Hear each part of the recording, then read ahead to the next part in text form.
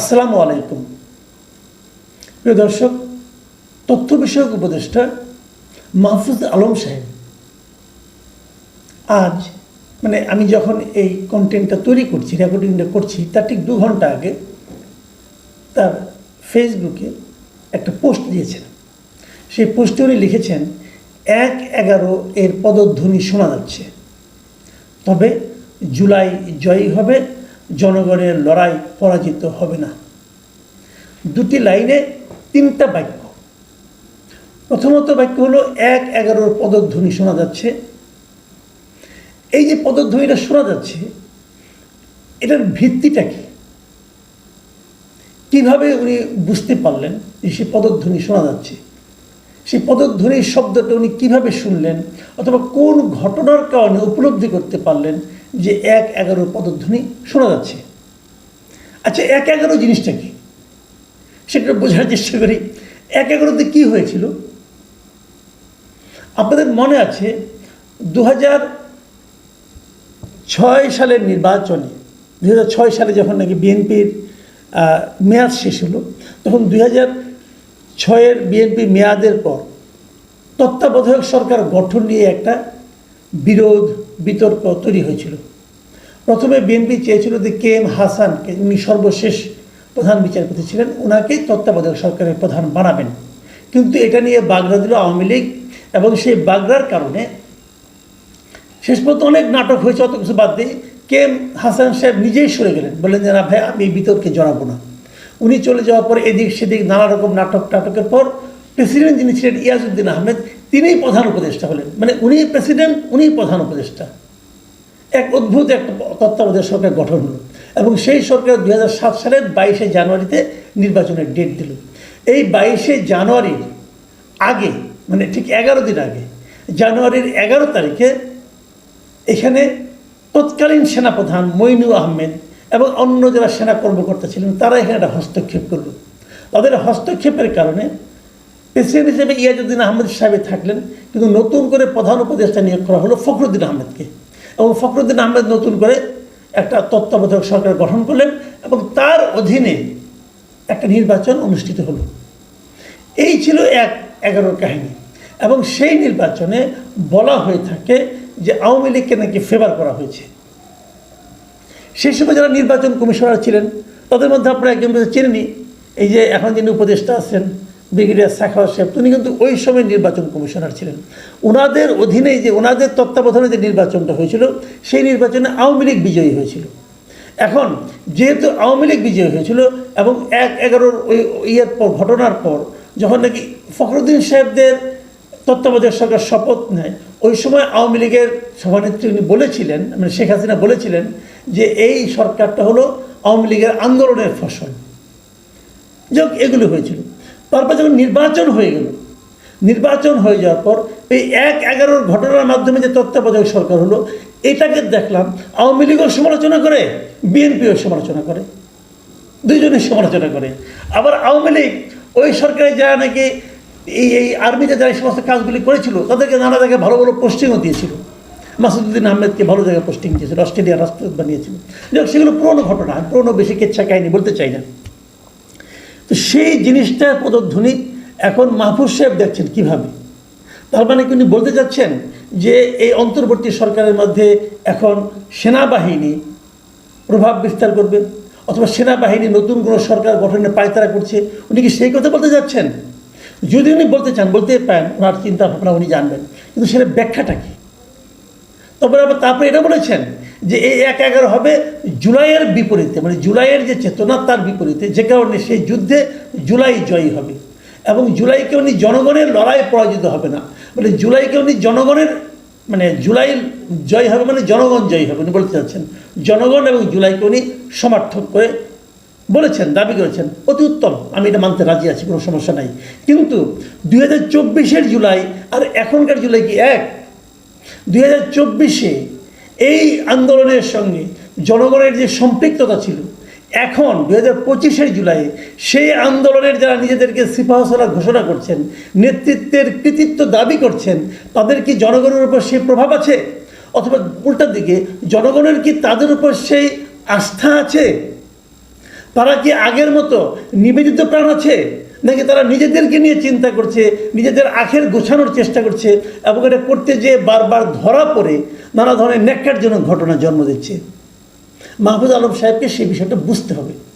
যাও, এই যে উনি দিয়েছেন এটা, এই স্ট্যাটাসটার পরে আমি দেখলাম এই স্ট্যাটাসটার মধ্যে 22,000 লোক রিয়েক্ট করেছেন, তারা রিয়াকশন দিয়েছেন, নানা রকম রিয়াকশন দিয়েছেন, 24টা কমেন্ট করেছে এবং 3,100 লোক এই স্ট্যাটাসটাকে শেয়ার করেছে। আমি একটু রিয়াকশনগুলোর ক্যারেক্টার আপনাদের একটু বোঝাতে চাই, কারণ হয় কি, রিয়াকশন যদি আপনি বুঝেন তাহলে বুঝবেন মানুষের কীভাবে মূল্যায়ন করছে। এখানে হাহারি রিয়েক্ট করেছে 12,000, লাইক রিয়েক্ট করেছে 8,400, আর কান্না রিয়েক্ট করেছে 2,300 বা অন্যান্য কিছু হয়েছে। লক্ষ্য করুন, সবচেয়ে বেশি রিয়াকশন করেছে হাহা। হাহা রিয়েক্টটাকে মানুষ আসলে নেগেটিভ অর্থে ধরে।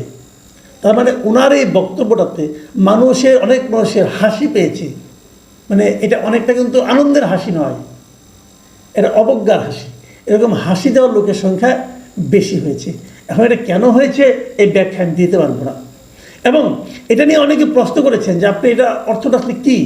তখন উনি আবার ওই পোস্টের নিচে আরেকটা ব্যাখ্যা দিয়ে একটা পোস্ট দিয়েছেন এবং সেখানে উনি বলেছেন যে 1/11 পদধ্বনির কথা কেন বলছি, এটা বলে নিয়ে উনি বেশ কয়েকটা পয়েন্ট এখানে দিয়েছেন। আমি সেরকম কয়েকটা পয়েন্ট নিয়ে কথা বলব। যেমন ধরেন, উনি একটা পয়েন্ট দিয়ে বলেছেন যে পুরনো অর্থনৈতিক এবং কালচারাল বন্দোবস্ত ফিরিয়ে আনার তোড়জোড়, যার পথ ধরে আওয়ামী লীগকে ফিরিয়ে আনার পথ প্রশস্ত হবে। এটা কিন্তু একদম, আমি কিন্তু এটাকে ভুল বলছি না, বাট এখানে একটু আমার কাছে মনে হচ্ছে যে এই যে বললেন যে পুরনো বন্দোবস্ত ফিরিয়ে আনার তোড়জোড় হচ্ছে, এই জায়গাটাতে আমার আপত্তি। তোড়জোড়টা কে করছে? আসলে তোড়জোড় কিন্তু দেখেন, তোড়জোড় করার মতো লোক খুব বেশি একটা নাই। এই যে হচ্ছে যে নতুন বন্দোবস্তের কথা বলে আপনারা এসেছেন, কিন্তু মাথায় রাখবেন, সে নতুন বন্দোবস্তের গত 1 বছরে আপনারা কী দেখাতে পেরেছেন বলেন তো? একটা বছর আপনারা এখানে নতুন বন্দোবস্ত দেখানোর জন্য সময় পেয়েছেন, একটা ছোটোখাটো একটা দেখাতেন। আপনারা কী দেখাতে পেরেছেন? আপনারা কিছুই দেখাতে পারেন নাই। আপনি পার্ট অফ গভর্নমেন্ট হয়েছেন, সরকারের অংশ হয়েছেন। সরকারের অংশ হয়ে আপনি নতুন কী দেখাতে পেরেছেন?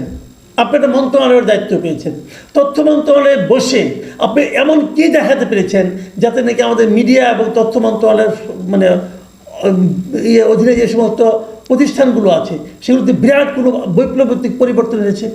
আপনি কী পেরেছেন? আপনি কিচ্ছু পারেননি। আপনার কলিগরা কী পেরেছে? তারাও নতুন কিছুই দেখাতে পারেনি। অনেকে বলছে সরকার তো চলছে আগের মতোই, যে সরকার চলছে আগের মতোই, তারা কেন মুখে নতুন বন্দোবস্তের কথা বলে? লজ্জা করে না? আবার এখন নিজেরা পারছেন না, অন্যের উপর তার যে চাপা অজুহাত দিচ্ছেন, অন্যের উপর দোষ চাপাচ্ছেন, কার উপর দোষ চাপাচ্ছেন? বায়বীয় কোনো শক্তির উপর দোষ চাপাচ্ছেন আপনি।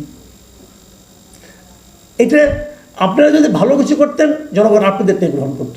উনি আরেক জায়গায় বলেছেন, ক্ষমতার দ্বন্দ্বে দলগুলো নিয়ে জনগণের মধ্যে আস্থাহীনতা তৈরি এবং বিরাজনীতিকরণের পুরাতন প্রচেষ্টা। এটা ঠিক, এটা আমি মানি যে জনগণের মধ্যে কিন্তু এক ধরনের আস্থাহীনতা তৈরি হয়েছে এবং বিরাজনীতিকরণের একটা প্রচেষ্টা দেখা যাচ্ছে। কিন্তু আমি যদি জিজ্ঞাসা করি এই বিরাজনীতিকরণের প্রচেষ্টাটা কে করছে, আমি যদি দায়ী করবো আপনার সরকারকে। আপনাদের সরকারে বর্তমান যে ডক্টর ইউনূসের গভর্নমেন্ট আছে, তারাই রাজনৈতিক দলগুলিকে ব্যর্থ প্রমাণ করার নানা ধরনের চেষ্টা করছে। এই যে রাজনৈতিক দলগুলির বিরুদ্ধে অভিযোগ হচ্ছে যে তারা বিভিন্ন জায়গায় চাঁদাবাজি করছে, দখল করছে, অমুক করছে, তমুক করছে, কেন এটা সরকার ফেরাতে পারে না? চাঁদাবাজি ফেরানো তো সরকারের দায়িত্ব, সরকার কেন ফেরায় না? আপনি পলিটিক্যাল পার্টিগুলিকে দোষ দিতে পারতেন তখন, যদি সরকার কোনো চাঁদাবাজির জন্য কাউকে ধরলে যদি পলিটিক্যাল পার্টিগুলো তাকে ছাড়ানোর জন্য সরকারের উপর চাপ প্রয়োগ করতো, আপনি তখন পলিটিক্যাল পার্টিকে দোষ দিতে পারতেন। কিন্তু সরকার তো ধরেই না। এই যে গুলশানের ঘটনায় এনসিপির কয়েকজনকে ধরা হলো, এর জন্য কি কোনো পলিটিক্যাল পার্টি, এমনকি খোদ এনসিপি, তারা কি সরকারকে চাপ দিয়েছে? চাপ দেয়নি তো, চাপ তো দেয়নি। তাহলে ধরলে তো কেউ না করে না, আপনি ধরেন না কেন? ইচ্ছা করে ধরে না। সরকার এই কাজটা ইন্টেনশনালি করতেছে যাতে নাকি পলিটিক্যাল পার্টিগুলোর উপর মানুষ বীতশ্রদ্ধ হয়ে যায়। যদি সরকারের জন্য দায়ী হয়, তার দায়িত্ব মিস্টার মাহফুজ আলম আপনার উপর পড়ে, কারণ আপনি তো পার্ট অফ গভর্নমেন্ট। আরেকটা জিনিস বলি, উনি আরেকটা জিনিস বলেছেন, যে জুলাইয়ের গণঅভ্যুত্থানকে অন্য 10টা ইভেন্টের মতো বানিয়ে জনগণ বিশেষ করে ছাত্রদের মধ্যে হীনমন্যতা তৈরির প্রচেষ্টা হচ্ছে। দেখেন, এটা আপনি যেভাবে বলছেন ঠিক আছে, কিন্তু এটা ছাত্রদের মধ্যে কোনো হীনমন্যতা বাইরের কেউ তৈরি করে নাই, এই ছাত্র নেতৃবৃন্দই তৈরি করেছে। এই এনসিপি, বৈষম্যবিরোধী ছাত্র আন্দোলন, এরা যারা আছে এরাই এদের যে নেতৃত্ব, সেই নেতৃত্বের লোভ, দুর্নীতি এবং ব্যর্থতার কারণে এই হীনমন্যতা এবং এই বৈষম্য তৈরি হয়েছে। আপনি রিয়াদ এবং তুষারের ঘটনা ধরেন, যে সংগঠনে রিয়াদের মতো চাঁদাবাজ আছে, যে সংগঠনে তুষারের মতো ব্যক্তি আছে যার বিরুদ্ধে নারীরা হেনস্থার অভিযোগ করে, সেই সংগঠনে গিয়ে আমি আমার সন্তানকে পাঠাবো?